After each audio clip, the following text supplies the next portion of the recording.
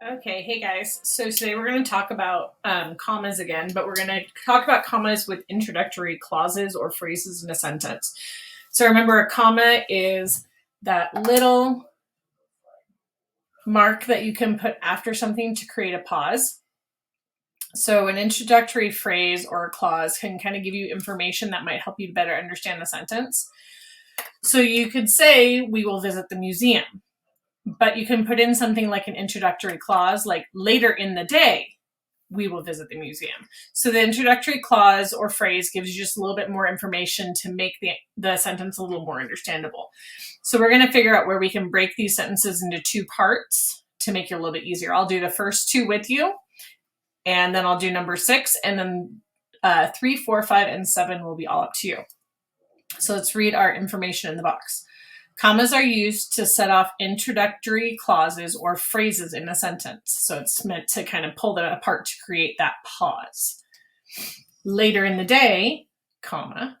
So later in the day, we will visit the museum. You kind of take that breath to get through it. You're going to put a comma after the introductory phrase or clause in each sentence below. So we're going to look at what's the information that's helping us to better understand and where could we break these two up. So before Juno became goalie, the team had lost all of its games. So there's two separate thoughts there. The before Juno became goalie gives us the information about Juno. The team had lost all of its games. So that gives us information about the team. So those are two different sets of information, two different nouns that we can talk about Juno and the team. So before Juno became goalie, comma, we're going to set apart those two different things. The team had lost all of its games. Okay, so let's look at number 2 and let's figure out what's our one start. The one start that we have to the sentence, the one noun phrase in the first part, and then the second. When the rain started, we ran off the field. Okay, so what's the first thing? What's the first noun they talk about? They talk about the rain. And then what happened? They ran off the field. So when the rain started, comma, we ran off the field. So you can see it you could put we ran off the field, but it doesn't give you enough information. So that when the rain started, that introductory phrase or clause really helps you to better understand the sentence. So you're going to do 3, 4, and 5 on your own. Number 6, rewrite each sentence using commas correctly. Before Sean left the party, he said goodbye to everyone. So who are we talking about first? Sean. And what happened after that first part?